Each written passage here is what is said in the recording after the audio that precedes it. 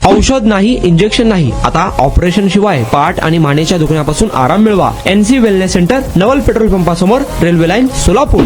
सोलापूर तुळजापूर हायवेवर पुन्हा एकदा भीषण अपघाताची घटना घडली असून परभणी जिल्ह्यातील एका भाविकाचा दुर्दैवी मृत्यू झाला. रात्री उशिरा झालेल्या या अपघातामुळे हायवेवरील सुरक्षिततेचा प्रश्न पुन्हा ऐरणीवर आला. मिळालेल्या माहितीनुसार परभणी जिल्ह्यातील गवळी पिंपरी येथील महादेव रावसाहेब भोसले हे आपल्या सहकाऱ्यांसह दर्शनासाठी जात असताना सोलापूर तुळजापूर हायवेवरील हागलूर परिसरात त्यांच्या कारने दुभाजकाला जोराची धडक दिली. या भीषण अपघातात महादेव भोसले यांचा जागीच मृत्यू झाला. अपघाताची माहिती मिळताच तालुका पोलीस ठाण्याचे हवालदार GM लोखंडे यांनी तातडीने घटनास्थळी धाव घेत जखमींना उपचारासाठी शासकीय रुग्णालयात दाखल केले. मात्र डॉक्टरांनी महादेव भोसले यांना तपासून मृत घोषित केले.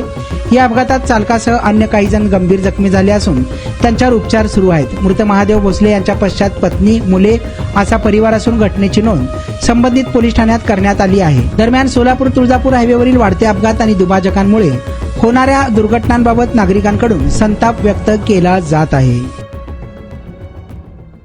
आणि आता अवस्था अशी व्हायला लागली होती की मी बसत किंवा उभं राहत नव्हतो, तर जास्तीत जास्त झोपून राहायचा प्रयत्न करायचो.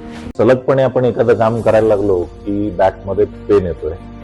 सुरुवातीला मी त्याला इग्नोर करायचा प्रयत्न केला. त्याच्यानंतर मला जाणवलं की इग्नोर करून हे काही कमी होत नाही. या ट्रीटमेंटच्या दरम्यान मला कुठलेही गोळ्या किंवा इंजेक्शन घेण्यासाठी सुचवलं गेलं नाही. मला पाठदुखीचा खूप त्रास होता. आयुष हॉस्पिटल जयसिंगपूरमध्ये दाखवलं. त्यांनी त्यावर मला सर्जरीचा सल्ला दिला. त्यामुळे मी आज साधारणपणे 90% पर्यंत रिलीफ आहे.